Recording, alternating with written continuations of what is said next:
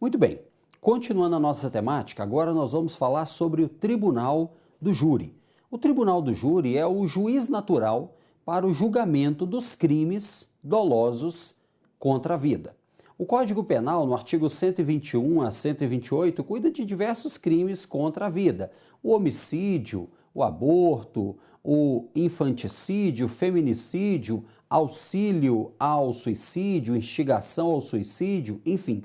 Quando esses crimes contra a vida ocorrem de forma dolosa, e aí o Código Penal também, artigo 18, inciso 1º, disse que o crime é doloso quando o agente quer o resultado ou assume o risco de produzi-lo. Aqui a gente não precisa fazer uma análise detalhada das espécies de dolo, como acontece no direito penal, dolo direto, indireto, eventual, alternativo, a gente não precisa. Só fique atento. A competência do Tribunal do Júri é para julgar crimes dolosos contra a vida. Então vamos analisar aqui o dispositivo constitucional e fazer uma abordagem sistemática acerca do tema. Vamos lá. Olha só, o dispositivo do artigo 5º, inciso 38, diz assim: é reconhecida a instituição do júri com a organização que lhe der a lei. A organização que lhe der a lei. Tem um aqui que está fora. Aí ele diz: assegurados a plenitude da defesa, o sigilo das votações, a soberania dos vereditos e a competência para o julgamento dos crimes dolosos contra a vida. Veja, aqui nós temos 3 garantias importantes que são asseguradas. A questão da plenitude de defesa, que é uma decorrência do devido processo legal. As votações são sigilosas quando o conselho de sentença vai emitir sua decisão, se condena, se absolve, né? A decisão dos jurados é sigilosa e nós temos a soberania dos vereditos. A soberania dos vereditos tem uma questão importante aqui. Veja, no Tribunal do Júri nós temos um juiz presidente, o juiz que conduz os trabalhos, temos 25 jurados que são escolhidos entre os cidadãos, né? E desses 25, nós temos 7 que compõem o chamado conselho de sentença, que é exatamente quem vai dar a sentença absolvendo ou condenando o réu. A decisão tomada, o veredito tomado, ele é soberano. Quando se diz que esse veredito é soberano, significa que, em regra, nenhum outro órgão do Poder Judiciário pode reformar, pode alterar a decisão. Em regra é isso. Entretanto, é pacífico o entendimento no Supremo Tribunal Federal de que é possível interpor recurso contra a decisão do júri. Aí você fala assim: Wellington, mas espera aí, se você disse que o veredito é soberano, por que vai admitir recurso? Olha só, porque o julgamento do Tribunal do Júri tem que observar as garantias fundamentais, as garantias do devido processo legal. Então vamos imaginar que o réu, por exemplo, interponha recurso dizendo: olha, eu não tive direito a contraditório, a ampla defesa, ou foram utilizadas provas ilícitas para me incriminar. Percebeu? Então, nesses casos, é possível interpor recurso. Além disso, um outro caso muito comum ocorre quando a decisão do júri é manifestamente contrária às provas que estão no processo. Nesse caso também, o Supremo entende que é possível interpor recurso. E além disso, é possível que tenha havido um erro judiciário. É ou não é? E aí é possível haver, por exemplo, a revisão criminal, que quando, por exemplo, surgem novos fatos ou novas provas que podem mudar significativamente a decisão anteriormente tomada. Tudo bem? Detalhe importante sobre essa competência do Tribunal do Júri. Primeiro, essa competência é vista pela doutrina e pelo próprio Supremo como uma competência mínima. Por que competência mínima? Ela é chamada de mínima porque ela pode ser ampliada. O legislador pode inserir na competência do Tribunal do Júri outras competências. Isso acontece, por exemplo, com as regras de conexão, de continência previstas no Código de Processo Penal. Aproveitando que eu falei do Código de Processo Penal, ó, lá no Código de Processo Penal, artigos 406 até o artigo 497, ele vai cuidar dessa organização do tribunal do júri, beleza? Apenas a título para agregar informações. Outro detalhe importante sobre essa competência para julgar os crimes dolosos contra a vida. E aqui, como eu sempre gosto de ampliar o conhecimento, vamos colocar o artigo, como eu já citei, 121 a 128 do Código Penal. Destaque para crimes dolosos contra a vida, beleza?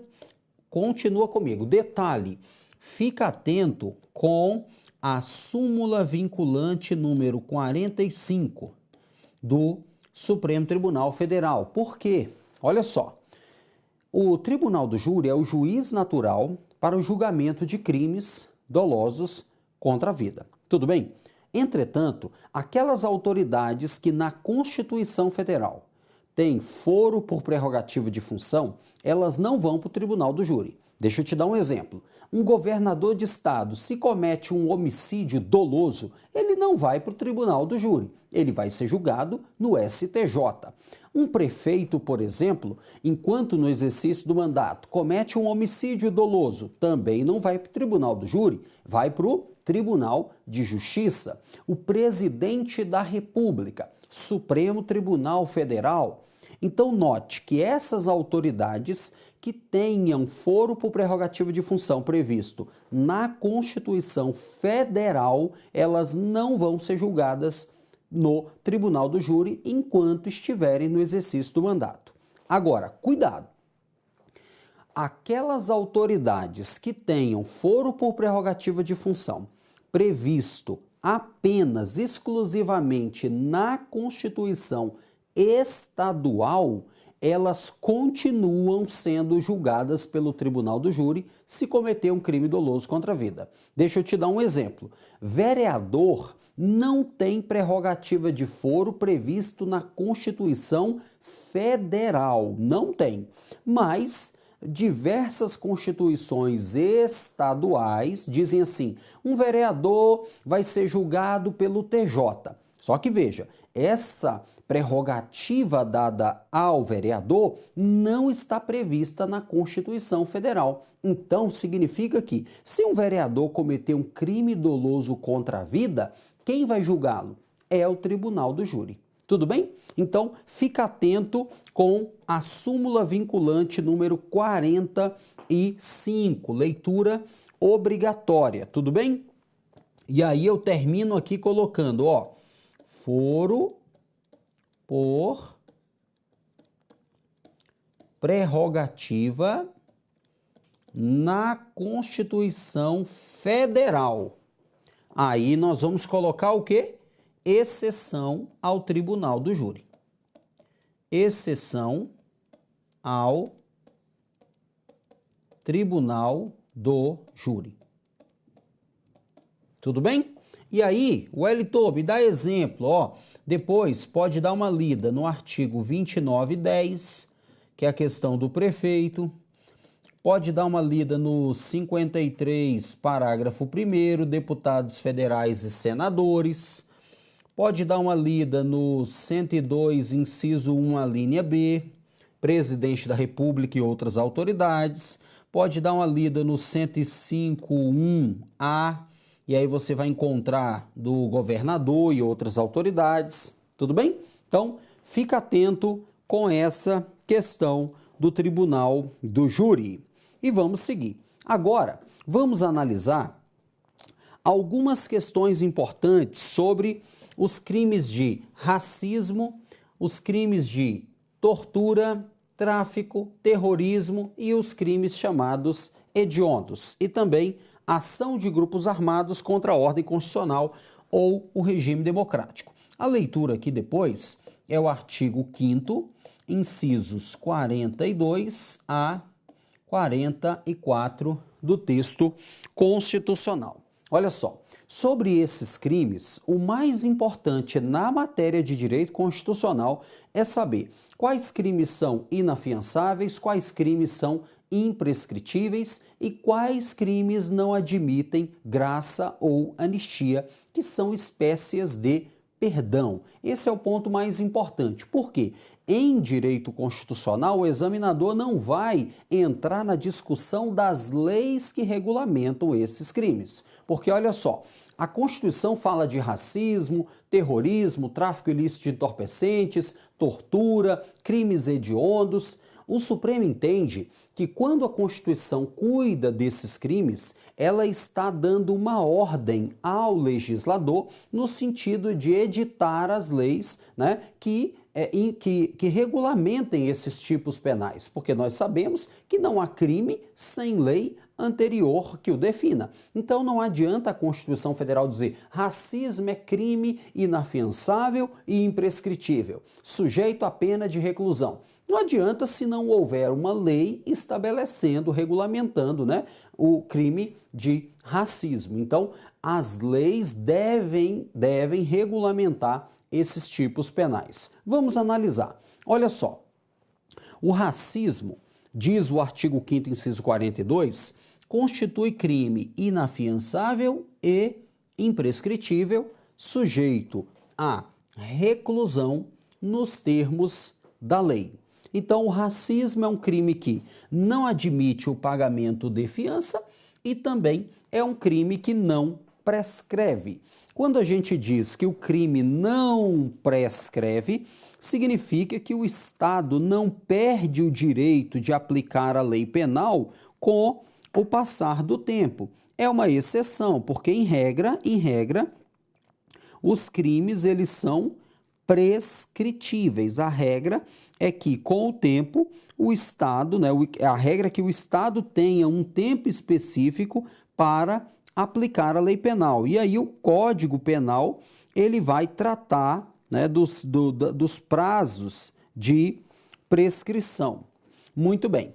E a regra também é a de que os crimes sejam afiançáveis, ou seja, que os crimes admitam o arbítrio de fiança, seja fiança pela autoridade policial ou pelo próprio juiz, conforme o caso. Entretanto, no caso do racismo, não admite nem o pagamento de fiança e também o crime não prescreve. É como se disséssemos de forma bem coloquial: o crime não tem um prazo de validade. O Estado não perde o direito de punir com o passar do tempo. Agora, cuidado com um detalhe. Cuidado com um detalhe.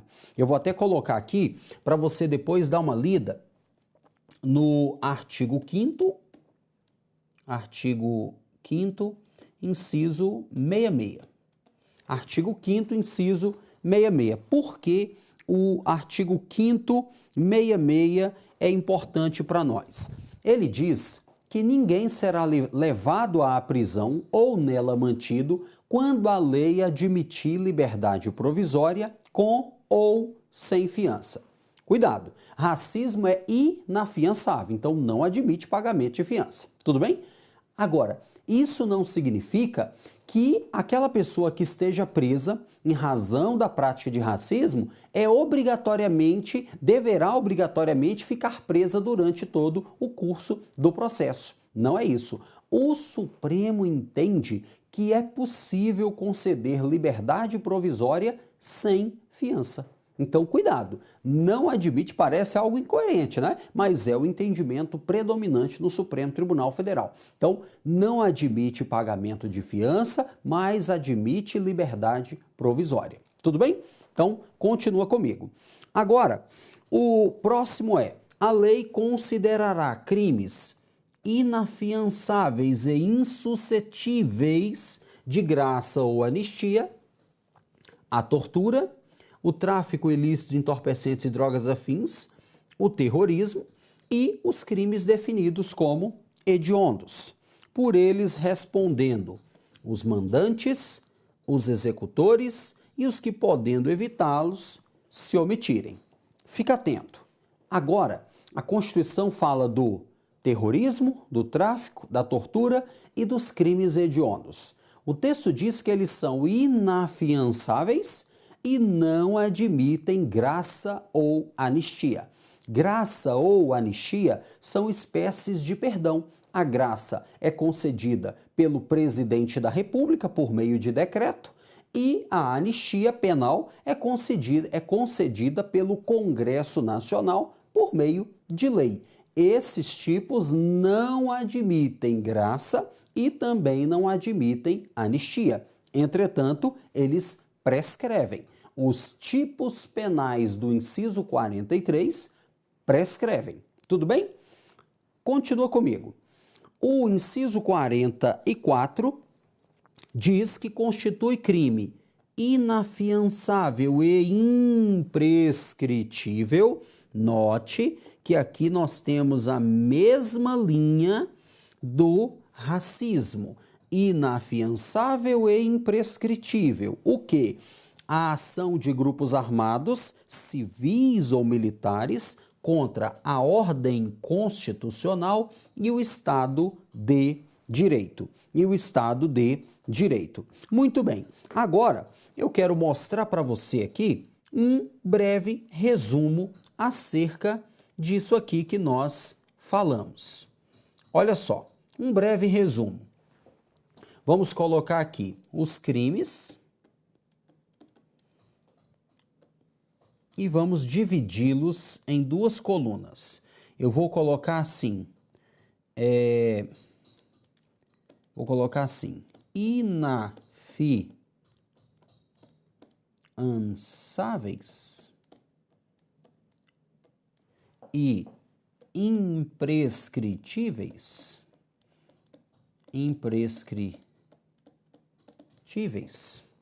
E aqui nós vamos colocar o racismo e vamos colocar ação de grupos armados. Ação de grupos armados contra a ordem constitucional ou o Estado democrático. E, na sequência, vamos colocar os crimes de terrorismo, vamos colocar o crime de tortura,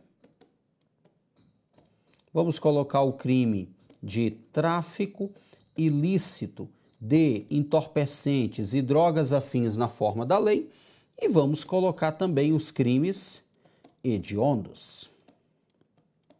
Legal?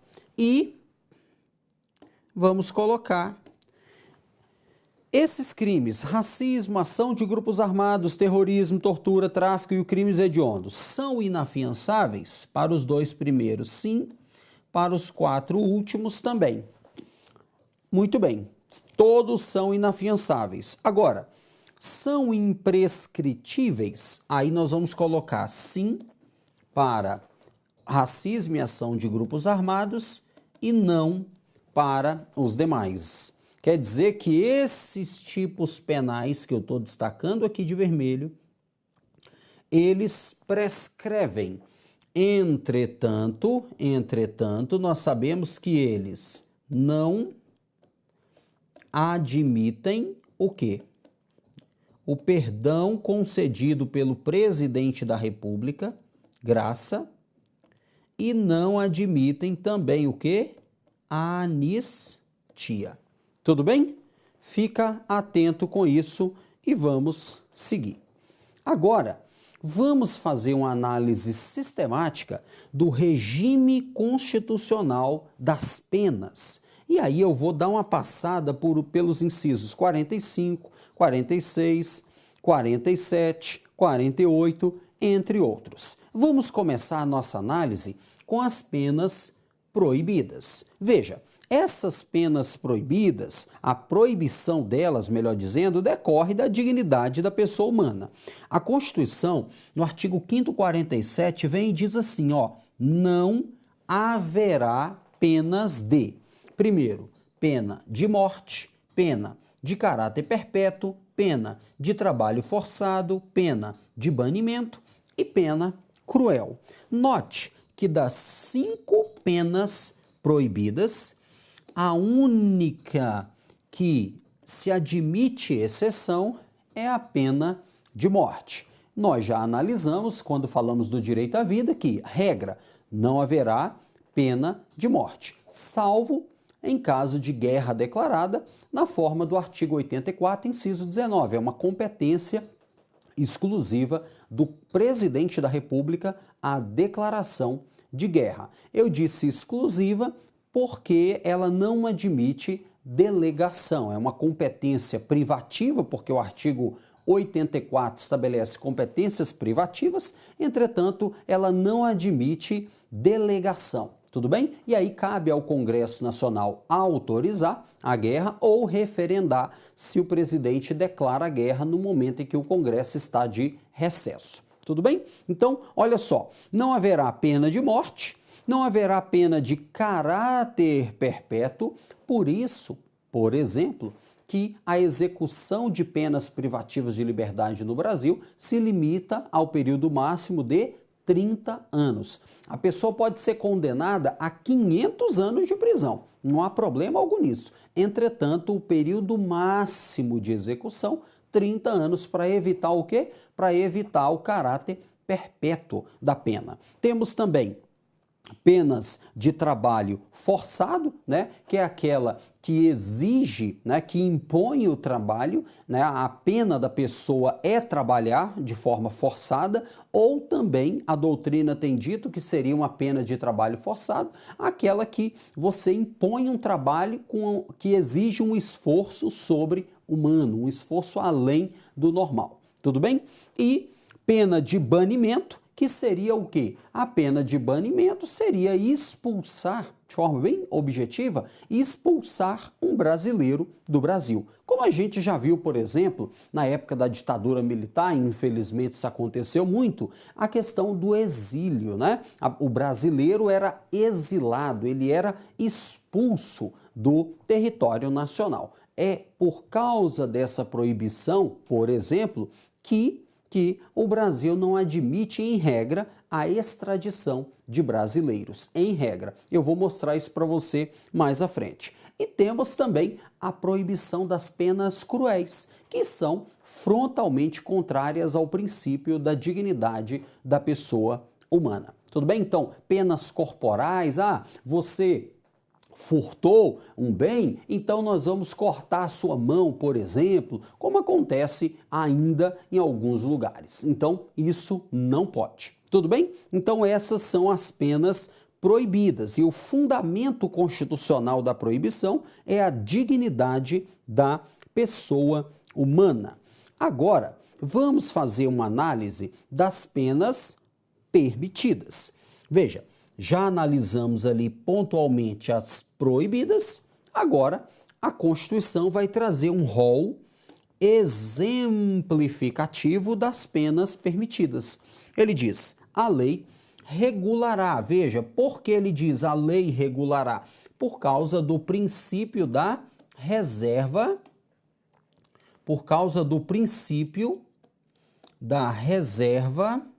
legal penal.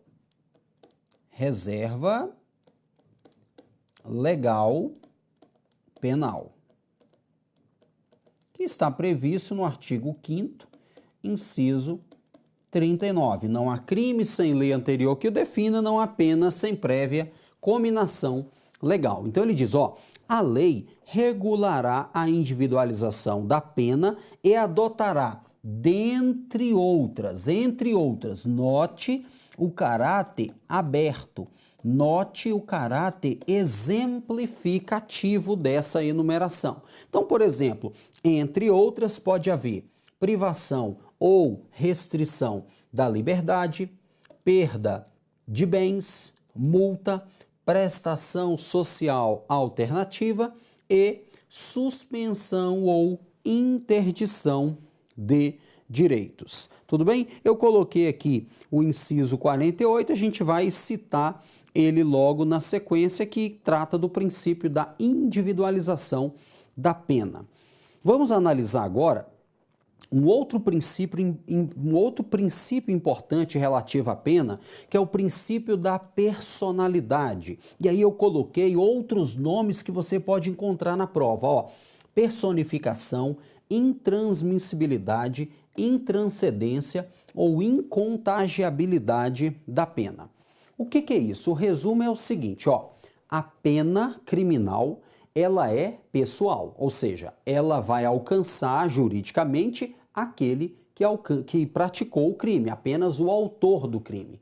Agora, a obrigação de reparar os danos decorrentes do crime, essa obrigação pode alcançar os sucessores do condenado até o limite do patrimônio transferido. Deixa eu te explicar. Quando a pessoa, por exemplo, comete um crime contra o patrimônio, além da violação à lei penal, há uma violação à lei civil, há um dano patrimonial. Por isso que é um crime contra o patrimônio. Então, um roubo, por exemplo. Cometeu um roubo. Há uma violação à lei penal e há uma violação à lei civil, um dano patrimonial, um dano material. Muito bem. Então, em tese, a pessoa tem que cumprir a pena, se ela for condenada, e ela tem que reparar o dano decorrente daquele crime. Tudo bem? Vamos imaginar que a pessoa tenha sido condenada, esteja cumprindo a pena e ela faleça, ela morreu. Tudo bem? E aí ela tinha um patrimônio. Quando a pessoa falece e ela tem patrimônio, o patrimônio é transferido em herança para os sucessores. Nesse caso, a obrigação de reparar o dano vai ser estendida a esses sucessores até o limite do patrimônio transferido. Então, cuidado. Vamos imaginar uma situação. O Antônio, o José, enfim, cometeu um crime e ele está cumprindo uma pena, né? Um indivíduo cometeu um crime e está cumprindo uma pena. E aí ele faleceu. Tudo bem? E não deixou bem algum. Não deixou bem algum.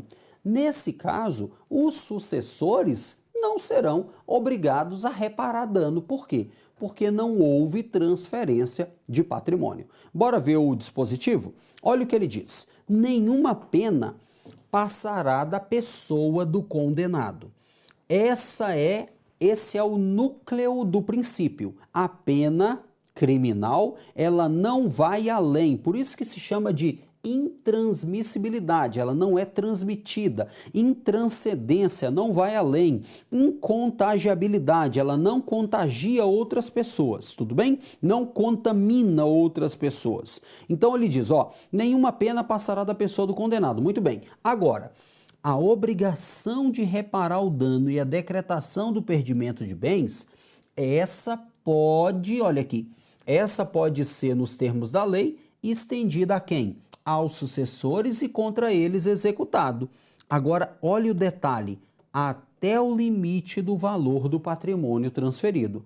Então, note que, na verdade, quem vai reparar o dano é o próprio patrimônio que foi transferido. Por isso que a doutrina diz que, se não houve transferência de patrimônio, não haverá obrigação a ser assumida pelos sucessores. Tudo bem? Legal? Fica atento, então, com essa ideia. Agora sim, vamos falar do princípio da individualização da pena previsto no artigo 5º, inciso 48. Olha só, a ideia de individualização da pena também é uma decorrência da dignidade da pessoa humana. Cada pessoa, ela deve ser tratada de forma singular quando da execução da lei penal, quando da aplicação, melhor dizendo, da lei penal. Essa ideia de individualização, ela ocorre no momento de feitura da lei, de elaboração da lei, no momento de julgamento e também no momento da execução da pena. Então, deixa eu te dar um exemplo. A própria Constituição Federal, no artigo 228, vem e diz assim, são inimputáveis os menores de 18 anos sujeitos à legislação especial. Então, olha só, vamos imaginar uma situação em que um menor de idade, com 17 anos, e um maior de idade cometem um ato ilícito penal. Vamos imaginar um homicídio. Vamos pegar a palavra no sentido amplo. Mataram uma pessoa, vamos usar assim. Então, um menor de idade e um maior de idade, dolosamente, ou seja, querendo o resultado, mataram uma pessoa. Veja, quer ver a individualização da pena desde o momento legislativo?